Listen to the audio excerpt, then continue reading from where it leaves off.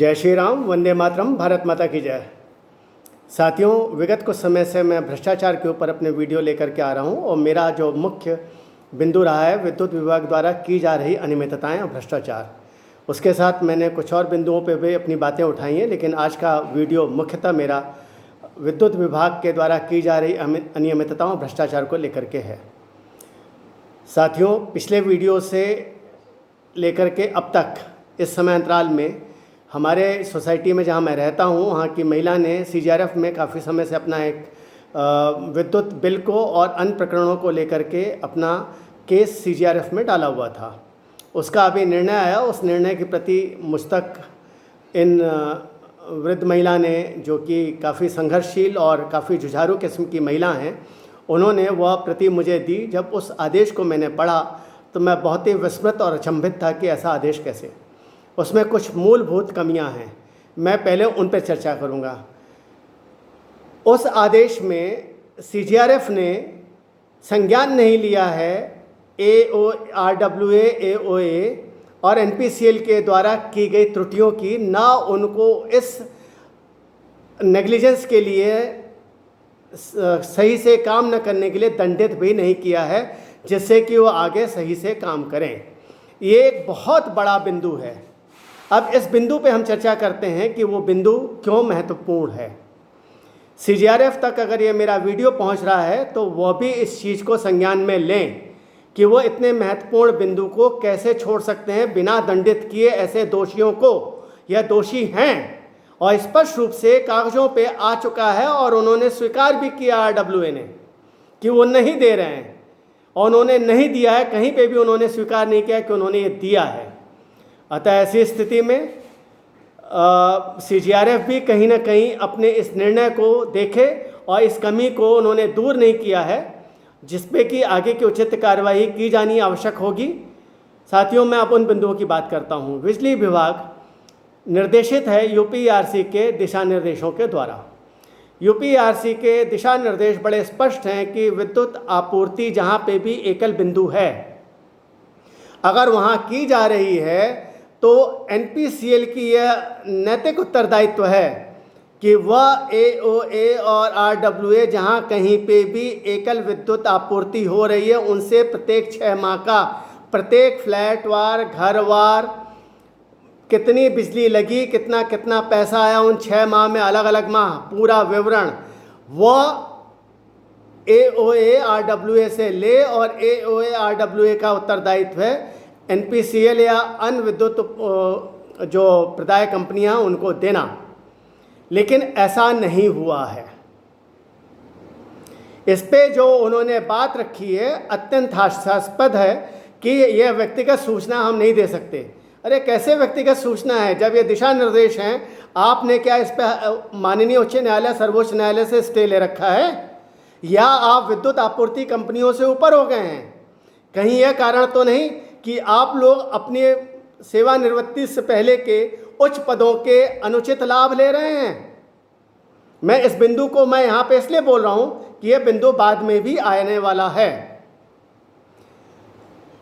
अब इसके साथ क्यों नहीं ली जा रही है बिजली के पूरे विवरण, प्रत्येक फ्लैट वार और कॉमन एरिया का, प्रत्येक व्यक्ति से कितना कॉमन एरिया में प्रत्येक व्यक्ति कितना कितना बिजली का बिल दे रहा है, उसके कतिपय कारणों पे मैं अब चर्चा करना चाहता हूँ।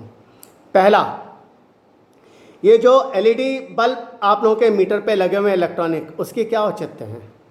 अगर आप उसको देखें तो एक बल्ब जलता रहता है जिसकी कोई आवश्यकता नहीं है, किसी तरीके से आवश्यकता नहीं है। अगर हम ये माने कि उन एलईडी बल्ब का प्रत्येक दिन का खर्चा 5 पैसा आता है, और मान ले ऐसे 1 करोड़ उपभोक्ता हैं, तो 1 करोड़ उपभोक्ता का प्रतिदिन का जो बिजली का अतिरिक्त बिल, जो पैसा मिल रहा है बिजली विभाग को, वो 5 लाख रुपए होता है।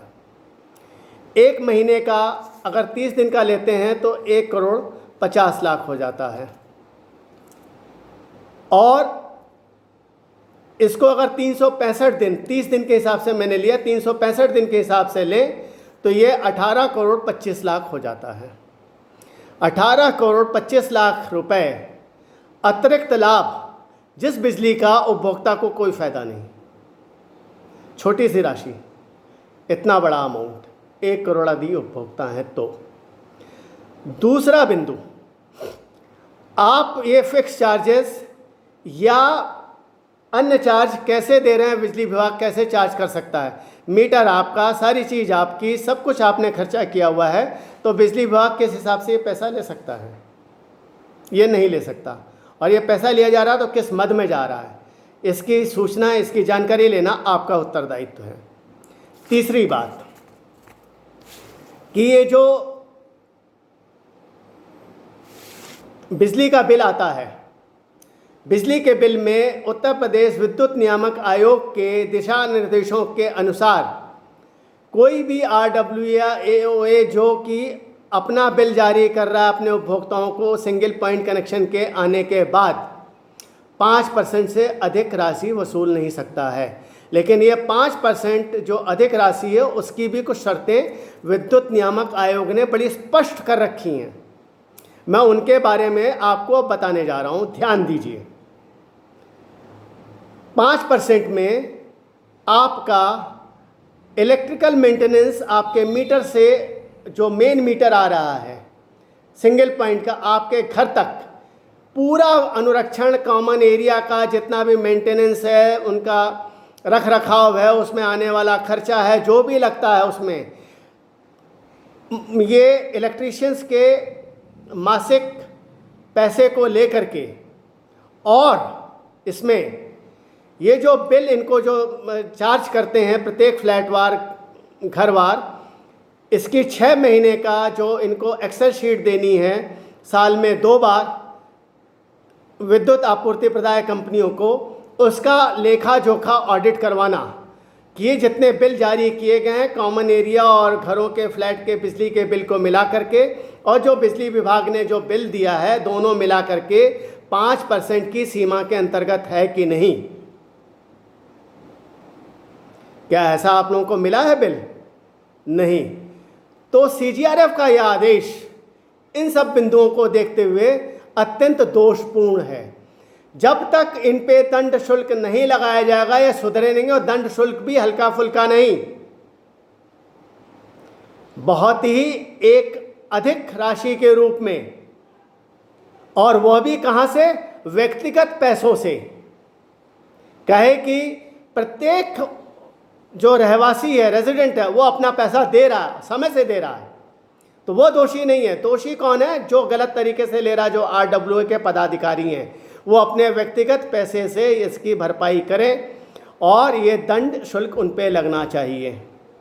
दूसरा जो बिंदु रह गया है कि जो इन्होंने अधिक राशि वसूली है, ये ज़्यादातर सोसाइटीज़, RWAs, AOAs जो हैं, वह 1.5% प्रति माह की दर से जो ब्याज वसूलते हैं, वही ब्याज इनके द्वारा प्रति माह देय होना चाहिए, यह भी दंड लगना चाहिए। जब तक ऐसा नहीं होता न्यायपूर्ण नहीं है। और इसके लिए क्या करना है? आप लोग अपनी अपनी यह मांग लिखित रूप में AOA, RWA को ईमेल के माध्यम से, लिखित रूप से, डाक से, और NPCL को, CGRF को, सबको लिखिए। जब आप लिखेंगे तब इनके कानों पे जूं रेंगेगी, ऐसे नहीं। मैं इसलिए कह रहा हूं कि मैं हमेशा कहता रहता हूं कि इस युद्ध के आप ही कृष्ण हैं, आप ही अर्जुन। आपको कृष्ण तो मिल जाएगा, लेकिन अर्जुन आप ही हैं। दूसरा, मैं इसलिए भी कह रहा हूं सब लोगों को लिखने के लिए कि जब सब लिखेंगे तो एक लिख करके चुप हो गया तो बात समाप्त हो जाती है। 2 लिखेंगे, 3 लिखेंगे, 4 लिखेंगे, 5 लिखेंगे, 6 लिखेंगे, 7 लिखेंगे, बहुत सारे लोग लिखेंगे तो दबाव बनता है। तब NPCL को, AOA को, RWA को यह स्पष्ट हो जाएगा कि अब वह इस पर आँख मूंद करके नहीं बैठ सकते। इनकी शिकायत करिए, इनके खिलाफ सब जगह जाइए, प्रशासन, शासन, पुलिस, CGRF, सबको लिखिए, छोड़िए मत। उसी की प्रतियां तो देनी है। इनके भ्रष्टाचार को, इनकी अनियमितताओं को रोकने का यही एक उपाय है। इसके अतिरिक्त कुछ चीज़ें जो मेरे को लोगों ने संज्ञान में लाई हैं, वह यह है कि ये जो इलेक्ट्रॉनिक मीटर्स हैं ये भी दोषपूर्ण हैं। तो कहाँ तक आपके मीटर सही हैं नहीं हैं, इसके लिए आप लोग हर सोसाइटी के कुछ लोग सैंपल के तौर पे कुछ घरों के जिनको संशय हो कि मीटर हम तो इतना नहीं खर्च करते हैं, बल्बों के हिसाब से ज़्यादातर घरों में आजकल एलईडी बल्ब या क्या कहते हैं इलेक्ट्रिकल एफिशिएंट यूनिट्स लगी हुई हैं जिससे कि बिजली का खर्चा कम हो, ऐसे उपकरण लगे हुए हैं। जहाँ पे भी संशय है वो ऐसे जगहों पे विद्युत प्रदाय कंपनियों को लिखित में आवेदन करें कि वो स्टैंडर्ड कैलिब्रेटेड मीटर, मैं शब्दों का प्रयोग कर रहा हूँ, स्टैंडर्ड कैलिब्रेटेड मीटर को लगा करके जांच करें। क्योंकि जो शिकायतें मेरे पास आई हैं, जो बातें मेरे तक पहुँची हैं, उनके अनुसार आपके इलेक्ट्रॉनिक मीटर और जो स्टैंडर्ड कैलिब्रेटेड मीटर हैं जो कि नेशनल फिजिकल लेबोरेटरी के द्वारा स्टैम्प्ड होते हैं, प्रमाणित होते हैं एक स्टैंडर्ड पे, उन मीटरों के सापेक्ष में बिजली का जो बिल है उसमें बहुत बड़ा अंतर है। तो ये आपको जगना होगा। ये बिजली के बिल का इस तरीके से बढ़ा हुआ बिल जो है वो पता लगेगा। अगर नहीं है तो बहुत अच्छी बात है, यदि है तो आप स्वयं समझदार हैं। मैं स्पष्ट इस पे आप लोगों को लेकर के नहीं बोल रहा हूँ, कि कुछ जगहों पे हुआ है, ये पाया गया है। साथियों, आप लोग जब तक स्वयं यह दबाव नहीं बनाएंगे, इन समस्याओं से नहीं लड़ेंगे, स्पष्ट रूप से सामने नहीं आएंगे, आप लोग इस पे विजय प्राप्त नहीं कर सकते। उसका कारण जो मेरा आने वाला वीडियो है मैं वो बताता हूँ।